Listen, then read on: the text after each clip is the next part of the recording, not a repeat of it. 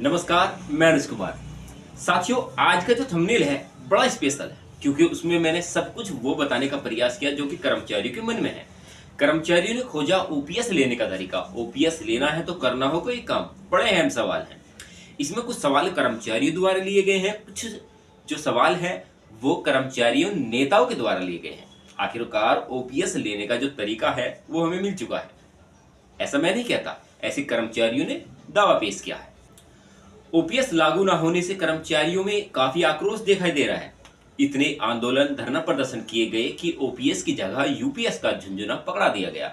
ऐसे में लाखों रेलवे कर्मचारी आक्रोशित हैं और यूनियनों में बैठक पदाधिकारी को दोष दे रहे हैं। यानी कि यूनियन में बैठे जो पदाधिकारी हमारे इस समय मौजूद हैं उनको ही दोष दे रहे हैं। ओपीएस लागू ना होने से कर्मचारियों में नाराजगी साफ दिखाई दे रही है। आज एक ऐसी वीडियो हमारे हाथ लगने वाली है या एक ऐसे टॉपिक हमारे हाथ लगने वाला है जिसको लेकर काफी एक असमंजस भी है। अभी काफी सारे ऐसे यूट्यूब पर चैनल मौजूद हैं जो कि ओपीएस का एक अलग तर्क पेश करते हैं, या फिर अभी हाल ही में एक न्यूज बड़ी वायरल हुई जिसमें कि ये बताने का प्रयास किया गया कि कर्मचारियों की रिटायरमेंट आयु में बदलाव किया गया है, यानी कि उम्र का दायरा जो है बढ़ा दिया गया है। क्या वाकई ऐसा होने वाला है? मैंने अभी हाल ही में कुछ टाइम पहले एक वीडियो बनाई, उसमें भी बताने का प्रयास किया गया कि ये सारी अफवाहें हैं, इन पर ध्यान मत दीजिए। लेकिन कर्मचारियों के बार बार कॉमेंट्स आने के बाद अब मैं इसको भी साफ और क्लियर करने वाला हूँ। पहले इस मामले की सच्चाई को जानते हैं। क्या है पूरा मामला? आपको बता दें कि रेलवे में बहुत सारी यूनियनें हैं जिसमें मुख्य दो बड़े पद पर बैठे यूनियन रिटायर हो चुके हैं, जो कि किसी भी हाल में ओपीएस लागू होने नहीं देंगे। खुद तो ओपीएस की मलाई खा रहे हैं, वहीं पे कर्मचारियों पे कमीशन यूपीएस थोपा जा रहा है। ऐसे आरोप विरोध यूनियन आईआरईएफ की तरफ से लगाए जा रहे हैं।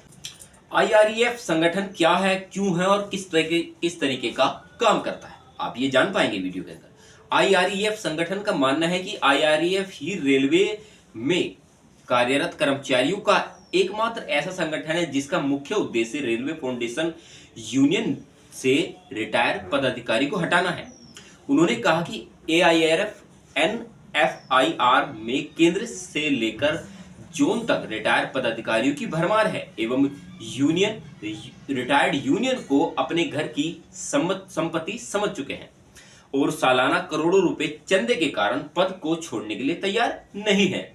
एआईआरएफ के महामंत्री शिव गोपाल मिश्रा लगभग 16 साल से रिटायर होकर भी पद पर बने हैं और एनएफआईआर के महामंत्री श्री एम राघवैया, जो कि 1995 से लेकर लगातार 30 साल से रिटायर होकर भी पद पर बरकरार बने हुए हैं। वर्किंग कर्मचारी को नेतृत्व दिया जाना चाहिए। उन्होंने कहा कि वर्किंग कर्मचारियों में नेतृत्व की कमी है, जो रिटायर्ड को पदाधिकारी बना रखा है। एनएफआईआर के कोषाध्यक्ष एवं एनसीआरईएस के महामंत्री श्री आरपी सिंह खुद तो रिटायर हैं एवं अपने बेटे, जो कि रेलवे का कर्मचारी भी नहीं है, उन्हें यूनियन का केंद्रीय अध्यक्ष बना रखा है एवं कर्मचारियों के चंदे से वेतन दे रहे हैं।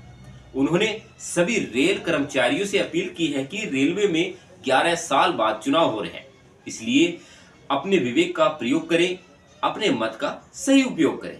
रिटायर्ड नेतृत्व के कारण कर्मचारियों को नुकसान। रिटायर्ड नेतृत्व के कारण ही फाउंडेशन यूनियन पेंशन बहाली का सिर्फ दिखावा करते थे। वे यूपीएस पर आकर अटक गए और चुनाव को देखते हुए यूपीएस पर सहमति दी और यूपीएस के लिए वे जुलूस निकाला, लेकिन कर्मचारी के विरोध को देखते हुए यूपीएस में संशोधन की बात करने लगे। ओपीएस बहाली न होने का कारण सबसे बड़ा अहम मुद्दा क्या है? उन्होंने कहा कि यदि यूपीएस पर एआईआरएफ, एनएफआईआर, बीआरएमएस की सहमति नहीं हुई तो पुरानी पेंशन लागू हो गई होती। एनओपीएस के आंदोलन को केंद्र एवं राज्य के सभी संगठनों का समर्थन प्राप्त था। केवल एआईआरएफ, एनएफआईआर, बीएमएस या बीआरएमएस को छोड़कर एनओपीएस के नेतृत्व की श्री विजय कुमार बंधु के एक आह्वान पर 1 अक्टूबर 2023 को रामलीला के मैदान में 10 लाख से अधिक कर्मचारियों ने हिस्सा लिया, जो आज तक एक इतिहास बन गया है। आज तक किसी राजनीतिक पार्टी या किसी आंदोलन में इतनी भीड़ नहीं उभरी। उन्होंने आगे कहा कि एआईआरएफ करती है दिखावा। उन्होंने आगे कहा कि एआईआरएफ संगठन यूपीएस को ओपीएस से भी अच्छी बताती है और एनपीएस कर्मचारी यूपीएस लेने को तैयार नहीं है।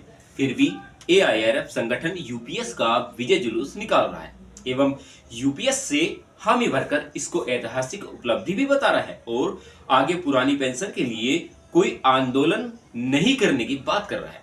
जबकि एनएफआईआर भी यूपीएस पर सहमति देकर यूपीएस को अंगड़ाई ले रहा है। आगे पुरानी पेंशन की लड़ाई है। कहा वो कह रहे हैं कि बीआरएमएस भी यूपीएस का स्वागत करती है।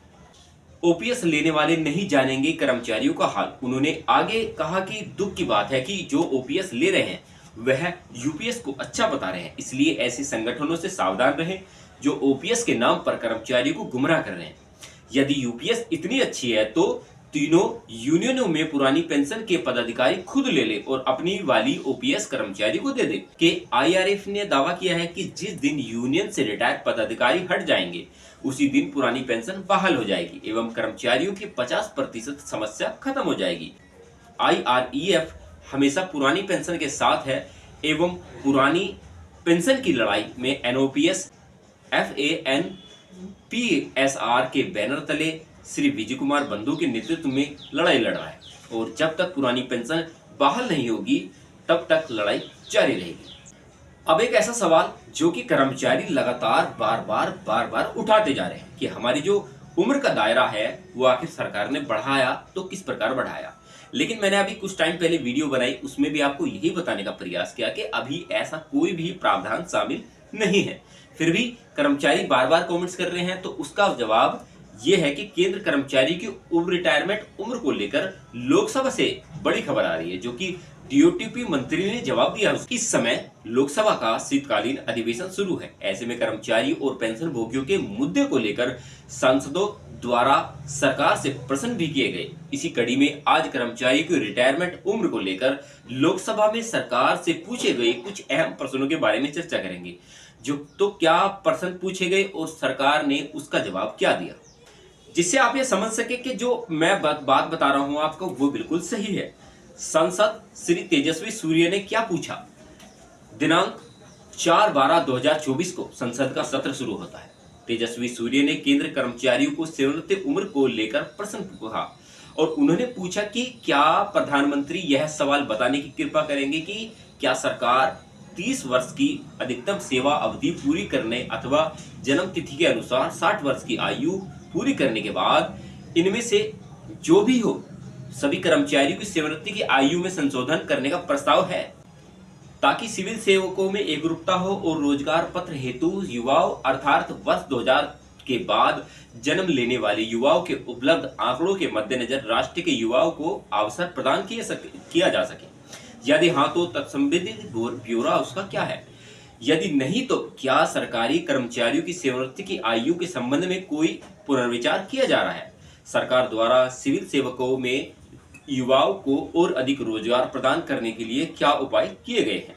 इस पर डीओटीपी मंत्री का जवाब है, उसके बारे में जानते हैं। इसका उत्तर कार्मिक लोक शिकायत तथा पेंशन मंत्रालय में राज्य मंत्री तथा प्रधानमंत्री कार्यालय में राज्य मंत्री डॉक्टर जितेंद्र सिंह ने दिया कि वह अभी सरकार जो है वर्तमान में सरकार के विचारधारा ऐसा कोई प्रस्ताव नहीं है जिसमें सरकारी कर्मचारियों की सेवानिवृत्ति की आयु में संशोधन किया गया हो। विशेष रूप से 30 वर्ष की सेवा अवधि पूरी करने या 60 वर्ष की आयु पूरी करने के बाद कर्मचारियों की सेवानिवृत्ति आयु को बदलने के संबंध में कोई प्रस्ताव नहीं है।